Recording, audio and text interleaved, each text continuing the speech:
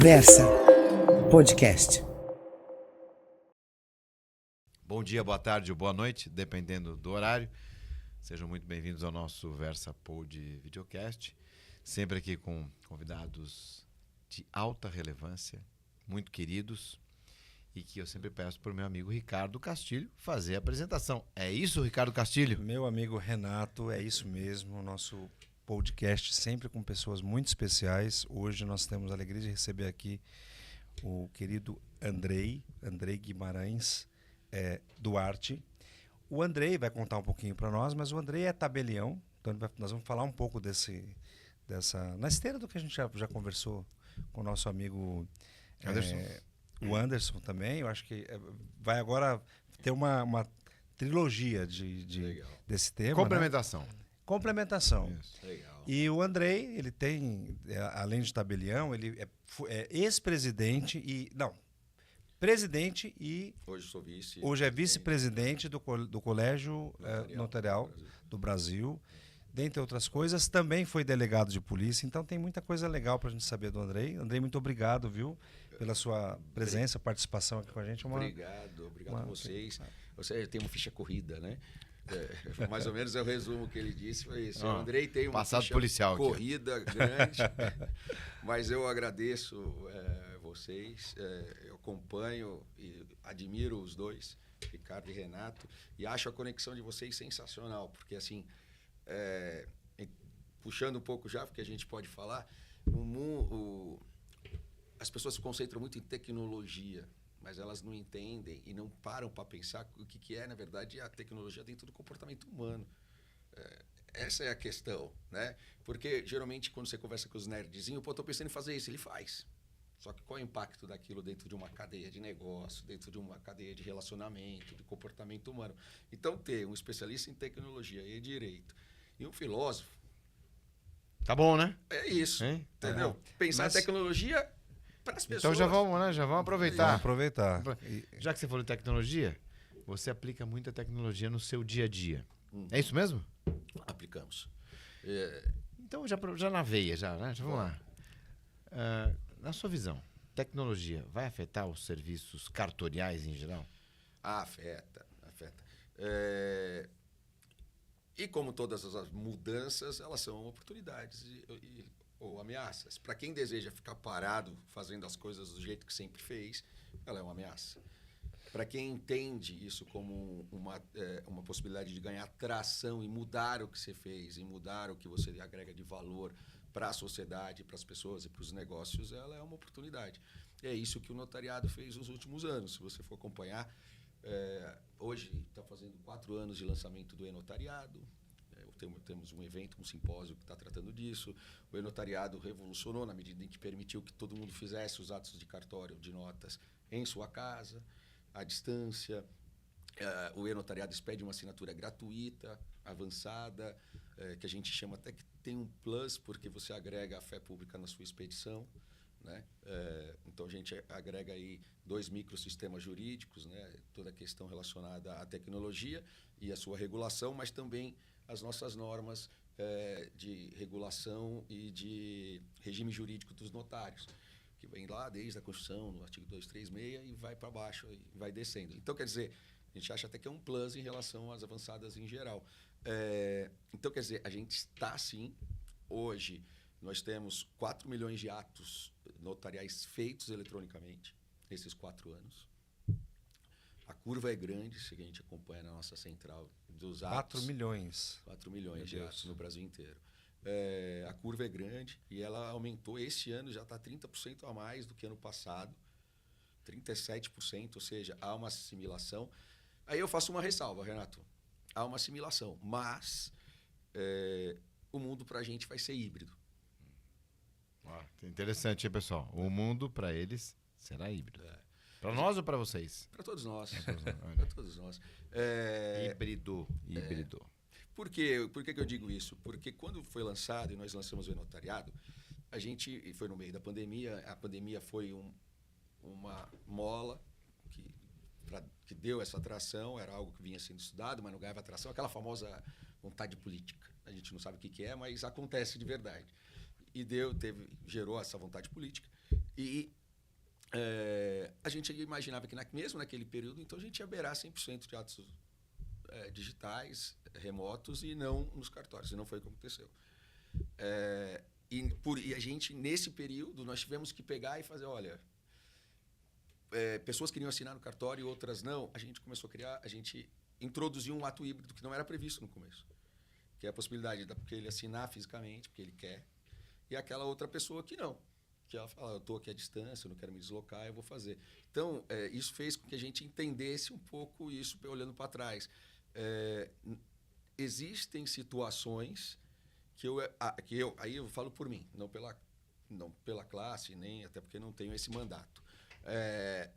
Existem situações que a gente entende que o trânsito digital ainda gera um gap de confiança. A pessoa ainda quer sentar do lado e apertar a mão e ver, eu vou fazer esse negócio. Eu acho, né, Castilho, para algumas situações, até a gente discute isso aqui, a gente entende até que esse excesso de tecnologia talvez traga uma aceleração da humanidade, vamos chamar assim, humanidade do contato físico, para algumas circunstâncias. Isso é a questão dos aposentados, né? Hoje, própria biometria, que hoje tem algumas questões de segurança importantes. A própria legislação hoje está obrigando a presença física em algumas situações, né? Para você fazer a prova de vida. Por uma questão específica da tecnologia. Então, existe tecnologia, mas a tecnologia está tão universalizada em que a própria tecnologia acabou não conseguindo fechar uma janela específica de fraude. Então, vamos voltar, passo para trás, para trazer a confiança presencial, vamos chamar assim. Mas, inclusive, quando a gente fala em cartórios, né, tem aquele pecha, ranço, etc., enfim, que é difícil, que é complicado, que veio para atrapalhar, etc. Odeio nos amar, amo nos odiar. Olha, é isso aí. Mas me veio à cabeça aqui agora, e de fato o pessoal sabe que a gente aqui improvisa total.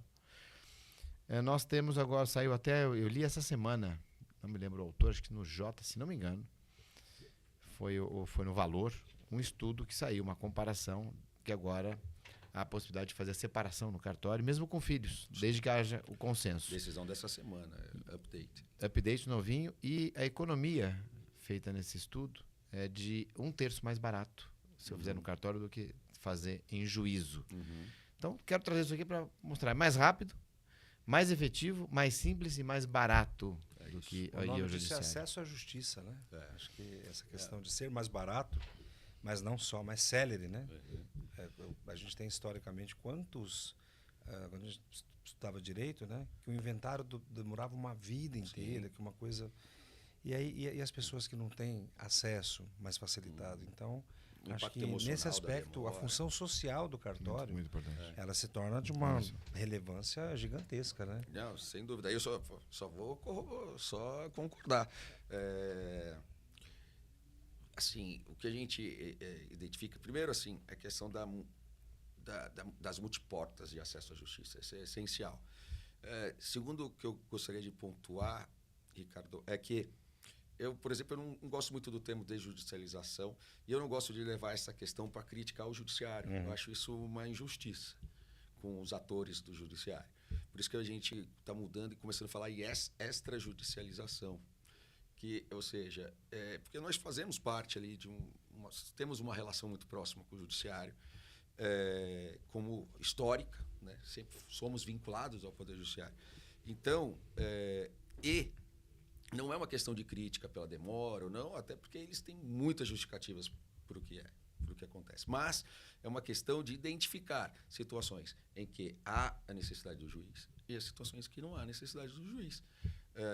E nessa questão, assim, a primeira linha divisória é você falar, olha, não há litígio, vamos deixar o cara que é extremamente especializado em direito, extremamente especializado em solucionar questões para onde ele é necessário, né? E a gente pode dar o suporte para quando não há essa necessidade. Uma questão, as pessoas são intervolentes, elas querem a mesma coisa, são detalhes do negócio que divergem e conciliam. Então, começar a identificar isso. No caso dessa novidade dessa semana, Renato, foi lá, tinha a questão da proteção ao menor e por isso que a lei vetava. o CNJ foi extremamente feliz ao criar uma alternativa que não viola a lei e também não desprotege o menor, que é, olha, pode ser feito, por exemplo, o inventário pode ser feito, se for dividido em parte ideal, ou seja, não vai ter nenhuma disposição de escolha de um bem melhor para um para outro e deixar o menor pior. O MP vai se manifestar e os pais vão todos concordarem, e os herdeiros. Ok, por que não? O MP, então, se manifesta MP nesse se novo manifesta. procedimento. Sempre que tem menor, né? Sim. Acho que isso Então, você só Porque tira dá mais segurança, do né? juiz, a figura do judiciário e Sim. MP entra na atividade cartorial. E até aproveitando essa questão, mas vou mudar um pouquinho. Você falava de assinatura, até da assinatura do notariado, etc. Hoje é muito comum o uso de plataformas de assinatura. As mais diversas, algumas com mais critérios, outras com menos critérios, etc. Será que isso vai substituir o reconhecimento da assinatura, chamado reconhecimento de firma? O que você acha? Acho que vai. Ele torna o reconhecimento de firma sempre, cada vez mais, um ato especial. Por exemplo, eu te digo especial pelo seguinte sentido. O reconhecimento de firma existe em países, inclusive países como o LOL, né, como os Estados Unidos. Só que ele é guardado para situações extremamente complexas ou importantes até financeiramente. Né? Não há um hábito cultural em reconhecer firma em situações simples. Então, se você vai fazer um negócio de valor muito alto, eles pedem o reconhecimento de firma. Por isso que em alguns lugares o reconhecimento de firma lá é $150, é caro. Por quê? Porque é uma situação extremamente especial, específica. Aquela coisa, oferta e demanda, ele faz ali a precificação equilibrada. O que eu quero dizer com isso? Então, acho que ele continua existindo nesse sentido, mas, assim, como volume, ele vai diminuir. Isso é fato, isso a gente comprova em números já, isso é fato. Se isso para o futuro vai ser bom ou ser ruim, a gente vai ter que ver mais para frente para saber os efeitos. Eu tenho muito receio do mundo e você é um especialista em regulação, eu tenho muito receio de como o Brasil está crescendo na área de assinaturas em geral. Está muito disforme essa situação. Surgiu uma ideia aqui, que eu lembro agora, a gente vai ficando um pouco mais experiente, no sentido Experiente. figurativo. Sim. Mas eu lembro lá em 2001, com o advento da medida provisória 2200, da certificação digital, ICP Brasil, etc., a gente discutia muito carimbo de tempo. Então precisava datar alguma coisa, o carimbo de tempo, a ICP Brasil não era, enfim, mas precisava muitas vezes confirmar o tempo. Sim. E a gente sempre chamava, né, o tabelião para fazer a ata notarial do tempo. Perfeito. E aí vinha uma segunda questão. Tá, mas o tempo ele é dinâmico. Como é que a gente vai garantir que um sistema tenha sempre o tempo, entre aspas, confirmado, aferido, enfim, constatado por um tabelião? Então, vamos colocar o tabelião em tempo real, fazendo várias atas notariais segunda a segunda, alguma coisa assim. Me surgiu uma hipótese aqui, de talvez ter a figura, né, do tabelião presente em algumas plataformas para dar, talvez, aí um serviço, um reconhecimento, entre aspas, mais qualificado. Será? Tem ainda algumas assinaturas que você tem que ir no cartório, né? Alguns atos, né? Por exemplo, carro, algumas coisas você tem que ir lá ainda, né? Sim. Isso vai manter? Ricardo, está mudando já, né? Não, o sistema de transmissão do... Agora o cartório pode fazer transferência de carro. Pode, de tô falando Note e o GovBR Mas saiu agora. Saiu agora, recente. Sim. Mas ainda há outros atos que demandam, né? Presença pessoal lá no... O que os dois falaram me trouxe vários recortes. Assim, vou puxar pelo seu. O reconhecimento de carro é o único obrigatório. Isso me faz trazer a questão de que você reconhecer ou não é facultativo. Se você for pegar 80% do nosso volume de reconhecimento de firma, é facultativo. E a pessoa vai lá reclamando. Eu falo, eu tenho até um caos. O presidente Temer tinha soltado um decreto dizendo que no Serviço Público Federal não podia mais exigir reconhecimento de firma. O Bandeirante foi me entrevistar, na época eu era presidente do colégio, ele foi me entrevistar e o repórter tacando as cascas de banana, né? Mas você acha que vai acabar, diminuir a receita? Vai, mas isso não é o importante. O importante é que as pessoas se confiam umas nas outras e sintam a vontade de fazer ou não. E vocês vão discutir com o governo federal? Não, nós estamos aqui para apoiar. Aí o cara já ficou, né? A ideia dele é tacar a casca de banana, ele quer ver o fogo, né? Aí ele falou, então tá bom e tal, encerrou a reunião e falou, posso entrevistar uma pessoa lá no andar de baixo, que é a área de reconhecimento de firma? Então eu falei, à vontade. Ele pegou uma senhora e ele virou para ela e falou, o que você acha da burocracia? Porque burocracia é quase xingar a mãe, ninguém nem sabe o que é, né? Porque burocracia é a organização de etapas de serviço com escalas e tal. Se ela é demais, você regula ela, faz direito, né? Mas, o que você acha da burocracia? É um lixo, né? A gente tem que vir aqui fazer as coisas. O que a senhora veio fazer? Eu estou alugando um apartamentozinho que eu tenho e vim aqui reconhecer firma. Mas a senhora faria sem reconhecer firma? Não, nunca vi ele na vida. Olha aí. Olha aí. E não é obrigatório. Aí depois até conversei com a senhora. Eu conversei. Segurança. É um seguro baratíssimo. Um seguro baratíssimo. Porque eu sou responsável objetivamente por aquilo.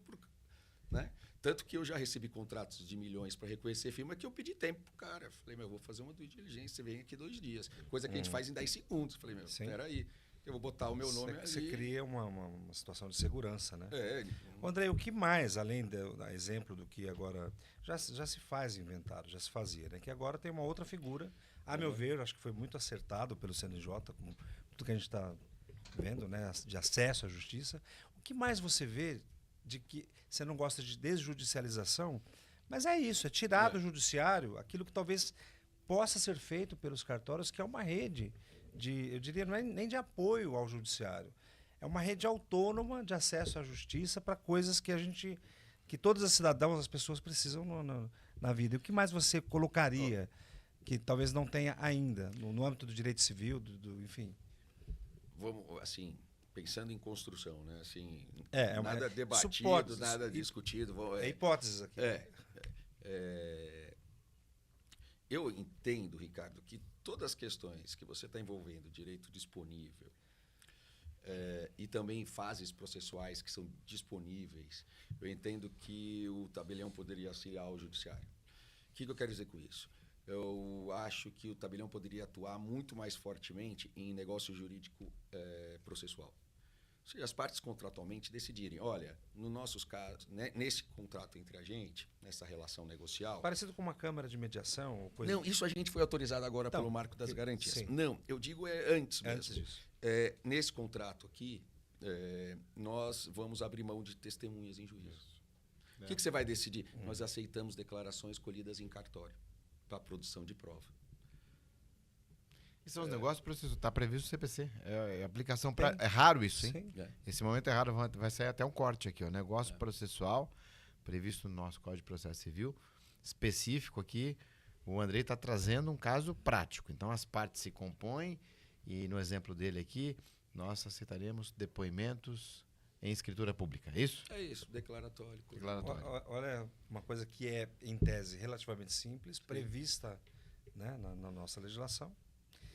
E o advogado também tem medo, né, de falar, porque o advogado ele quer judicializar tudo. Então, acho que não precisa, né? É uma formação processualista do direito brasileiro, né? Eu lembro quando me formei lá na década de 90 e comecei a advogar ali, pequenininho e tal. Eu achava que o meu trabalho estava pronto quando distribuía a inicial. Vamos passar para a próxima. Não, entre nós aqui, dá um gostinho, né? Dá um gostinho. Você vai, trabalha, coloca a ChatGPT um pouquinho lá, vê se a decisão está certa, não sei o que, olha, vai estar redondinho, visualó, coloca um recurso aqui, um vídeo e tal. A hora que você faz o upload ali, fala, nossa, o trabalho, né? Agora se tá consolida. Dá uma sensação. O pessoal que está assistindo aqui, nós advogados, dá uma sensação de... Tem um fetiche. Não vou dizer alívio, mas é gostoso, é a consolidação do seu trabalho. Então, tiramos e agora estamos aqui levando para a justiça, para o judiciário. Né? Legal. Mas assim, naquela Nos época... recursos, depois é que já não tem essa sensação, né, Renato? A sensação de... Depende do lado, né? Contra a às vezes é mais gostoso. A apelação, vamos torcer para dar certo. O chute é legal, o pontapé, mas depois, meu amigo, dependendo do... Mas naquela época, por exemplo, eu nunca nem liguei para o advogado da parte contrária. Não tinha essa... não tinha essa cultura, né? Não é? Sabe que eu sempre, eu não sei de onde veio isso, mas eu sempre sempre gostei de uma comunicação prévia. Então, uma notificação, eu sempre enviava. Mas não, a maior parte não tinha feito. Né? E eu lembro que eu tive um caso, vou contar aqui até, a gente trocou a primeira ação judicial do bug do milênio no Brasil. Nós mandamos 2 notificações para uma grande companhia. E elas não foram respondidas. E quando entramos com a ação, teve a divulgação toda, etc., o jurídico chegou e o diretor jurídico falou, mas por que não falou com a gente? Eu falei, não, mas eu mandei 2 notificações, inclusive em cartório, inclusive, mas não chegou pra gente, ficou na portaria. Eu falei, mas o que mais eu posso fazer? Então, e não existiam esperando redes não dá. sociais na época, só pois é. 99.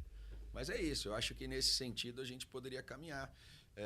A ata notarial, a gente pode começar a prever que em determinadas situações vão ser aceitas entre as partes a ata notarial como prova de um estado da coisa, como prova do estado do imóvel devolvido, como prova de um carro, do estado do carro.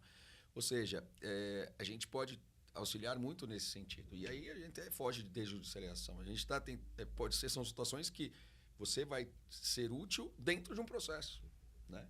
Ou seja, dentro de um processo judicial. Eu acho que a gente tem um espaço grande para trabalhar nesse sentido em negócio jurídico processual. Eu acho que o cartório sempre teve essa...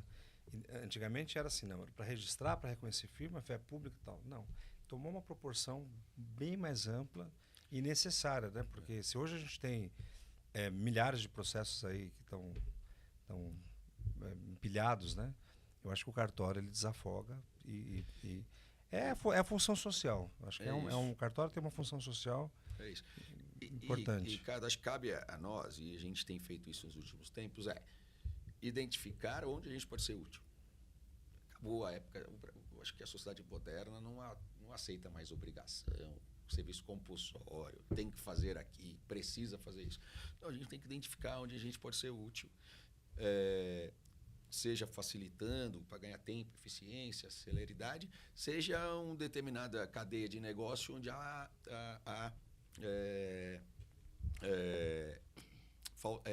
falta de credibilidade. Vou dar um exemplo. No marco das garantias, a gente trabalhou muito junto com o Legislativo para convencê-los e tal a colocar lá um dos artigos que trata de uma central de precatórios. E passou. Hoje a gente está desenvolvendo uma central de precatórios. Qual foi a nossa identificação, Renato, nesse caso?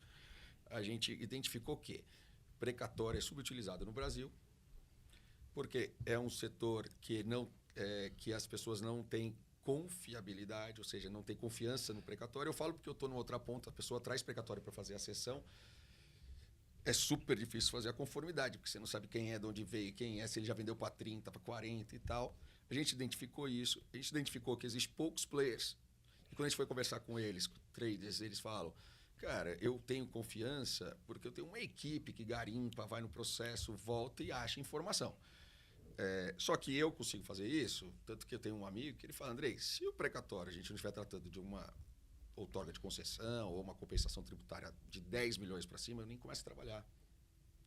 A gente identificou isso e falou, por que não a gente coloca... a gente agrega confiança do cartório nessa cadeia de negócio através de uma central. A gente vai lá e prestar as informações do precatório para que a gente possa democratizar e massificar o uso de precatórios. Porque uma empresinha pode tentar fazer uma compensação tributária, empresinha no bom sentido, de R$10 mil. E ele não tem esse acesso a encontrar... Olha aí, mais uma coisa importante do questão do precatório, não sabia disso. Isso aqui é muito Pois relevante. Mas é uma atividade adicional ou isso é uma previsão, Janha? Já está previsto na lei, no marco da garantia, introduziu na lei 8935. Vocês fazerem uma auditoria, porque, na verdade, se for pegar as nossas funções do artigo 6º da 8935, da nossa lei, são 3, e uma delas usa a palavra autenticar, não no sentido de autenticação, mas autenticar fatos, que é a origem da ata. Que é a origem da ata. Então, ali a gente autentica fatos. A gente faz uma auditoria, uma due diligence, ou seja... Confirma fatos. Então, e confirma os fatos que a gente caça no processo, joga para dentro da central e fala, aqui você tem X% de certeza que você pode comprar e vender. Eu vislumbro um outro mercado... blockchain. Isso não ganha tração, Renato. Blockchain. É isso. Isso não ganha tração. Isso não isso exatamente. Esse mercado não ganha tração em massificação porque as pessoas não têm confiança. Não tem. Outro, crédito de carbono. Esse é um tema. Crédito de carbono. Especialista, Interessantíssimo. Castilho. Crédito de carbono. Para a gente é um outro mercado que a gente começou a trabalhar, em tentar trabalhar em regulação, em projeto de lei, para a introdução do notário, porque a gente identifica a mesma falta de tração por ausência de confiabilidade. Você tem a empresa X, Y, Z testando carbono, aí tem casos já de floresta com 3 andares, porque ele já testou aquela floresta 10 vezes, com mais metragem. A pessoa, vamos chamar de um mercado primário de carbono, aceita, que é o cara que quer usar o crédito o primeiro, mas você não tem nenhum mercado secundário. Ninguém tem coragem de comprar o crédito porque ele não foi o cara que contratou a empresa. E ela olha o seguinte, e essa empresa? Quem é? De onde é? Então você não tem tração nesse mercado. O cara não negocia mais o crédito carbono para terceiros em geral, porque o cara não sabe de onde é, quem é essa empresa, de onde é, quem carimbou aquilo, no bom sentido. A gente começou a identificar isso e falou, olha, a gente pode começar também a testar esses fatos, né? Porque o crédito carbono ele parece uma coisa abstrata, mas ele parte de coisas físicas atestadas. Por exemplo, eu tenho X crédito na minha área, por quê? Porque eu tenho preservado X área de floresta. Mas você tem essa floresta? Você tem toda uma metodologia, Você né? vai lá, autentica. Eu vou lá ver a floresta. Hoje tem uma Utilidade empresa, pública. né? Uma empresa que a gente utiliza para certificação, que é a Verra, que é mais, digamos assim, aqui Sim. tem lastro para você comercializar. Mas agora, com o mercado regulado, a gente deve estar iminente, né, de votar isso, eu acho que tudo isso vai mudar. Eu não tinha pensado nisso, que o cartório ele teria um serviço, à luz do que faz o cartório, que ele poderia, talvez, dar segurança, porque, indubitavelmente, o mercado de crédito de carbono vai explodir. E de uma forma necessária, né? Porque o que a gente está vivendo hoje, né, o mundo está sendo consumido, então vamos tentar segurar um pouco. E essas empresas, as mais com maior credibilidade, não vão conseguir atender a demanda. Por isso que eu falo... Já não consegue. Assim tá? como na arbitragem, a gente está já não entrando consegue. agora. Você vai competir com câmaras arbitrais? Nada, zero. Por quê? Porque eles trabalham com grandes negócios, com altos valores. A gente quer democratizar. Eu quero fazer arbitragem onde a gente está. A gente está em todas as cidades do Brasil. Eu quero fazer arbitragem em Borá, na menor cidade de São Paulo. Quero fazer arbitragem em Borá. Versa para negócios também, ó. Nosso canal. Olha aí. Versa para Bom, negócios. bom. Castilho, Borá estamos é uma chegando... cidade pequenininha. É a melhor do estado, por isso que eu cito. Chegando ao final, Castilho, do nosso... Que é uma pena. Então Super já fica um vídeo convite para podcast. você voltar aqui, André. É só pra gente chamar. poder A gente faz um trazer vinho. quanta coisa. Vamos fazer um com queijo e vinho. Happy hour, Versa Happy Hour. Que legal, viu? E rapidamente, só para a gente finalizar, você sempre pensou em cartório? Você fez direito, se formou, advogou, ou a tua ideia já era? Como nós temos um ponto aqui de sempre trazer inspiração, né? Você também é um exemplo aqui, né? Sei que você já passou por vários cartórios, foi tabelião em Piraju, a nossa cidade lá. Não sabia, ficou 7 anos lá. 7 anos, Eu te conhecia, mas falei, da onde que eu conheço? Porque não é possível, né? A gente é de lá, possivelmente, né? 7 Mas anos. qual foi rapidamente a sua trajetória, então, entre a sua formação em Direito e depois, hoje você é tabelião em São Bernardo, né? Isso. Mas Eu não tinha... por onde você já passou? Vamos lá. Para a gente finalizar. Vamos lá. Eu estudei em Santos e tal, a faculdade. Saí da faculdade querendo ser juiz. No meu período lá nos anos 90, as provas estavam demorando muito da magistratura. Teve um período por causa de problemas do Tribunal de Orçamento e tal. Eu lembro que ficaram 3 anos e tal. E assim, como diz um amigo meu, você começa querendo ser ministro do STF, depois você aceita... Né? É que hoje juiz quer ser tabelião, né? Tem muito juiz, inclusive tem muito juiz que quer largar a magistratura para ser titular de cartório. Aí comecei a prestar vários concursos, fui para frente em vários, aí passei para delegado de polícia, fui delegado aqui na capital, uma experiência sensacional. Um amigo passou no concurso de cartórios e que era uma coisa extremamente inusual, assim, ninguém sabia nem que era concurso. Hoje ainda me pergunta, você herdou e tal, né? Ou seja, ninguém sabe que tem um concurso no cartório, é muito raro. Esse amigo tinha passado, a gente até jogava tênis no mesmo clube, aí ele virou, aí eu olhei e falei, sabe uma coisa, vamos ver isso. Aí passei, aí fui para Piraju 7 anos, depois agora São Bernardo, aí mais uns 13 anos, 14 anos. Muito bom, é uma história de sucesso e de determinação. Drey, obrigado, viu? Uma alegria ter você aqui com a gente. Obrigado pelas informações preciosas. Hoje foi riquíssimo aqui o nosso papo. Utilidade pública. Utilidade pública. Na veia. Obrigado. Obrigado, Andrei. Obrigado vocês. Para vocês são 2 ícones. Obrigado. Então, o próximo, Obrigado. Queijos e Vinhos, ó, tá gravado. Queijos e Vinhos, foi ele que lançou a ideia. Hour. Vamos embora, vamos lá. Versa. Pessoal, um abraço, fiquem bem, fiquem com Deus. Até a próxima semana. Versa Podcast.